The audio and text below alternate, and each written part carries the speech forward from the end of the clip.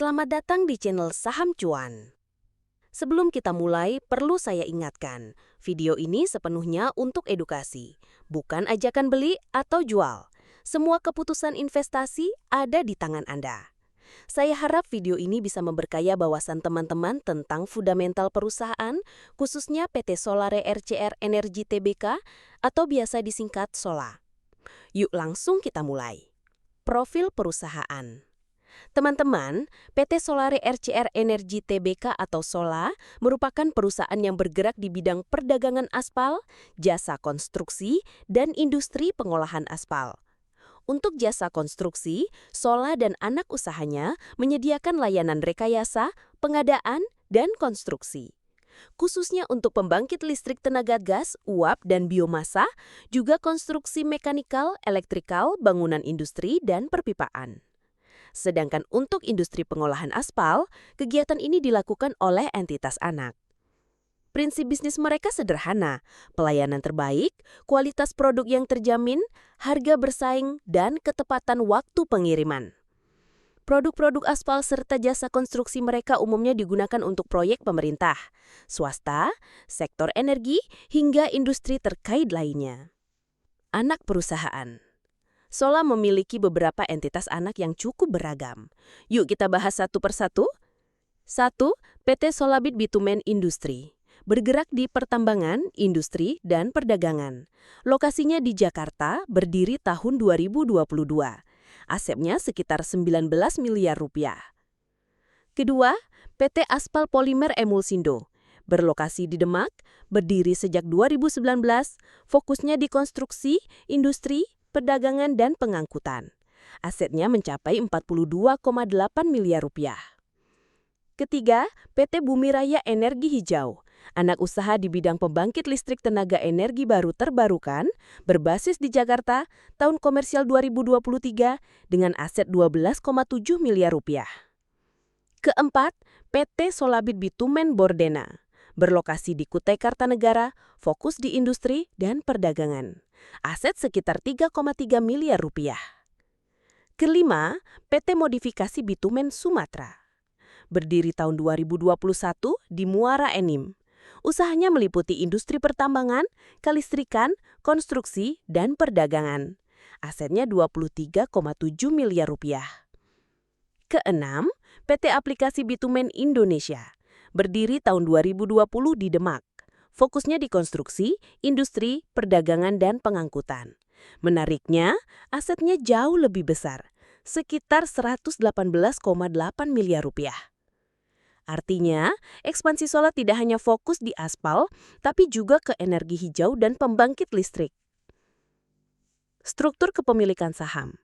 Mari kita lihat siapa pemilik utama Sola. PT Energi Hijau Investama menguasai 57,91% atau setara 1,9 miliar saham. Masyarakat non-market memegang 16,13% atau 631,6 juta saham. PT Solabit Terminal Bitumen memiliki 9,38% atau 307 juta saham. PT Asyara Harja Persada menguasai 7,93% atau 260 juta saham. Jadi mayoritas saham masih dikuasai oleh induk dan grup internal, sedangkan porsi masyarakat hanya sekitar 19%. Free float tercatat 19,23%. Laporan keuangan. A. Income statement. Revenue TTM rupiah 200 miliar. Gross profit 52 miliar, EBITDA sebesar 25 miliar, net income 16 miliar. Artinya, margin laba bersih mereka sekitar 11,7%, cukup sehat. B. Balance sheet. Total aset 213 miliar rupiah, total liabilities 54 miliar rupiah, total ekuitas 158 miliar rupiah. Kas 6 miliar rupiah, total debt 26 miliar rupiah, jadi net debt 20 miliar rupiah. Working capital 55 miliar rupiah. Struktur keuangan relatif sehat karena debt to equity ratio hanya 0,16. B. Cash flow statement. Nah, ini bagian yang menarik. Cash flow from operation minus 5 miliar rupiah. Cash flow from investing minus 71 miliar rupiah. Cash flow from financing positif 91 miliar rupiah. Free cash flow minus 76 miliar rupiah. Jadi untuk sekarang arus kasnya masih defisit, terutama karena ekspansi besar-besaran. Market data dan valuasi. Market cap 588 miliar, enterprise value 608 miliar. Current PE ratio TTM 36,45, sangat tinggi dibandingkan median IHSG yang hanya 8,58. PBV 3,72, PS ratio 2,94, earning yield hanya 2,74%. EV EBITDA 24,21, mahal, biasanya ideal di bawah 10. Jadi kesimpulannya saham Sola saat ini sudah mahal secara valuasi jika dibandingkan dengan fundamental. Profitabilitas dan pertumbuhan. Gross margin 22,35%, operating margin 14,25%, net margin 11,76%, ROE 10,12%, ROA 7,58%. Yang mengejutkan adalah pertumbuhan. Revenue tumbuh 760% year on year. Gross profit naik 164%. Net income melonjak 565%.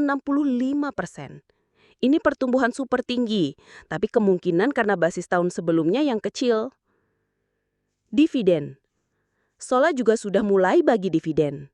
Tahun 2024, rupiah 0,60 per saham. Payout ratio hanya 9,74%. Dividen yield masih kecil, hanya 0,34%.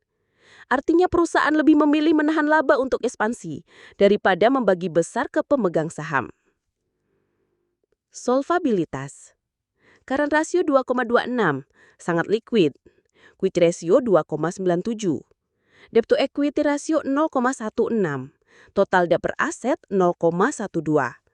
Altman set score 5,99, jauh dari resiko bangkrut. Jadi secara solvabilitas Sola sangat sehat.